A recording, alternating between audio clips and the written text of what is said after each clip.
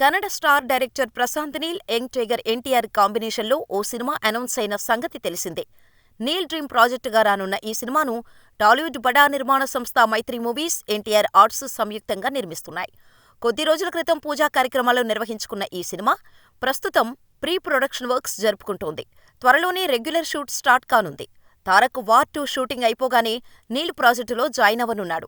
అయితే ఈ cinema heroine విషయంలో గత కొద్ది రోజులుగా సోషల్ మీడియాలో ఓ ప్రచారం జరుగుతోంది. Kannada cute beauty Rukmini Vasanth golden chance కొట్టేసిందని అన్నారు. కానీ ఈ విషయమై రుక్మిణిని ఓ ఇంటర్వ్యూలో ప్రశ్నించగా అలాంటిదేమీ లేదన్నట్టుగా సమాధానమిచ్చింది. అయితే ఇప్పుడు ఎన్టీఆర్, నీల్ సినిమాలో రుక్మిణి ఆల్మోస్ట్ ఫైనల్ అయినట్టుగా తెలుస్తోంది. అంతేకాదు ఇందుకు సంబంధించిన అగ్రిమెంట్స్ కూడా అయిపోయినట్టుగా సమాచారం. ఇక ఎన్టీఆర్ సినిమాలో ఛాన్స్ రావటంతో అమ్మడు ఆనందంలో మునిగి తేలుతోందట. సప్త సాగరాలు దాటి సినిమాతో మంచి గుర్తింపు తెచ్చుకున్న ఈ బ్యూటీ స్టార్ హీరోల సినిమాల్లో ఆఫర్లు అందుకుంటోంది.